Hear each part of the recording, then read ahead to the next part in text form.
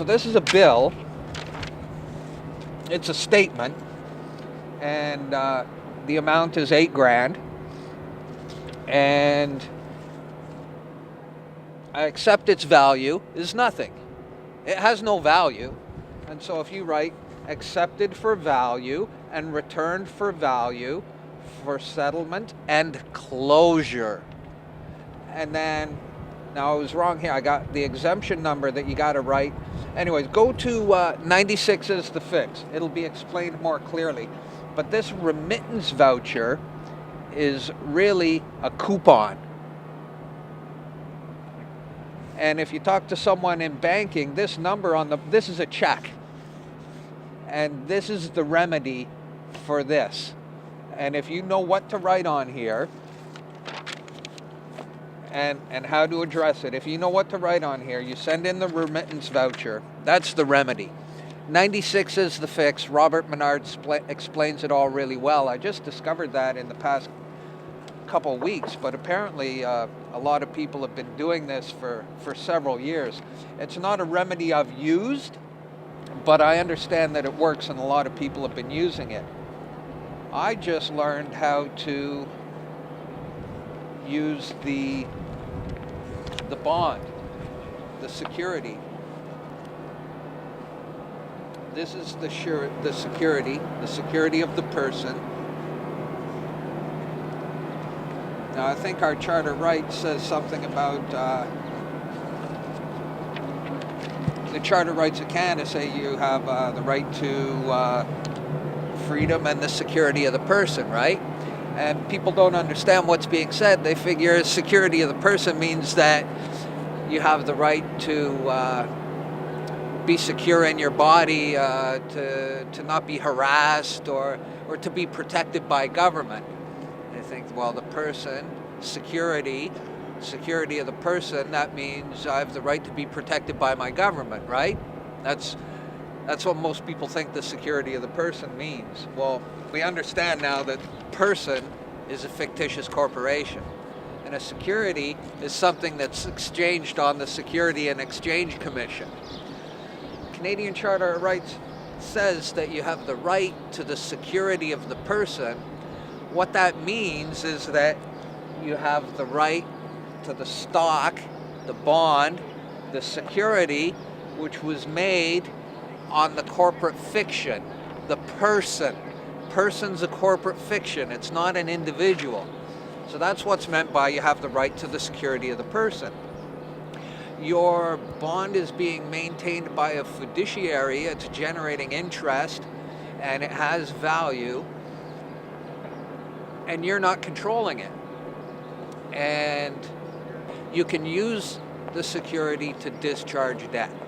Debt can only be discharged, it can't be paid. Now, my friend John sent in his security to discharge a $160,000 income tax bill. Now, I know John well, and I know when he tells me, I sent in my short form to discharge a $160,000 income tax bill, I know he's not lying to me. And so I'm like, okay, well, I know that works, but do they require the original? Because if I send in my birth certificate, then I don't have a birth certificate anymore. I got to apply for another one. That costs $15, and it takes 6 to 8 weeks to get a new one. That means I can only discharge debt every 6 to 8 weeks. Wouldn't it be nice to discharge debt every week or every day if I wanted to? So I conducted an experiment for the benefit of the group, and I'll tell you how the experiment went.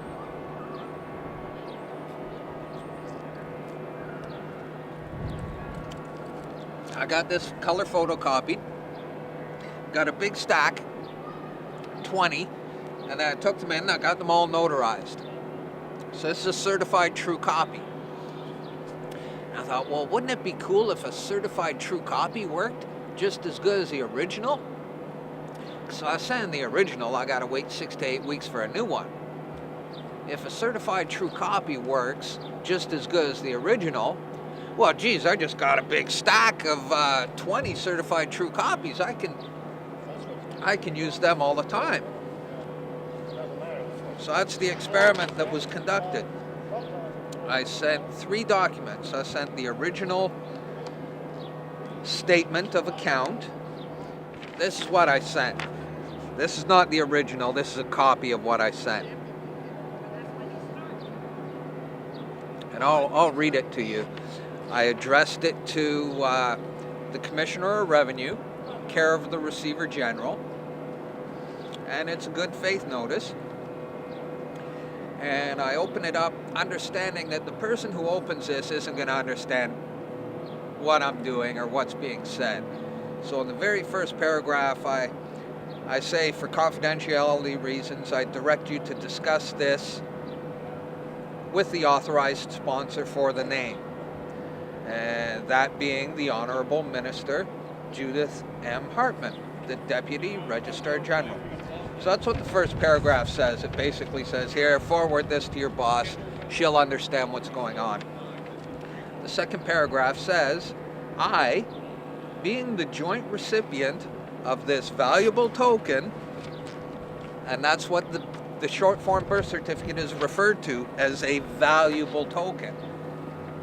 I, being the joint recipient of this valuable token with Service Canada and its other associated agencies, provide you a certified copy for your use.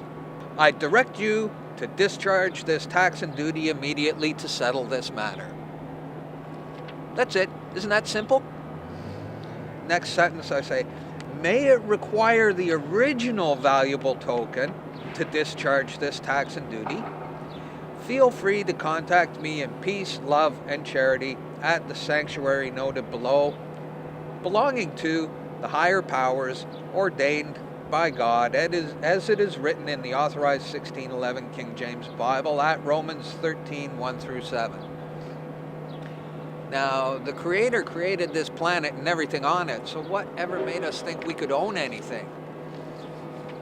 And I think that's what people are having trouble with, is that they're motivated by greed, and they're motivated by how can I access this bond to get money, because they have hostility and anger when they realize that the whole monetary system is fraud, that they've been enslaved into a system since birth, so have their parents and their grandparents, and people are angry, and that this hostility transfers on to their solution, and they want to, again, they're motivated by greed, and they want to know, how can I access the bond? How can I get the security? And what are they going to do? Are they going to use the money to go buy fancy cars and table dancers, or like what? That's an impure motive. That's not good. And that's, I don't think, an effective way to deal with the situation. And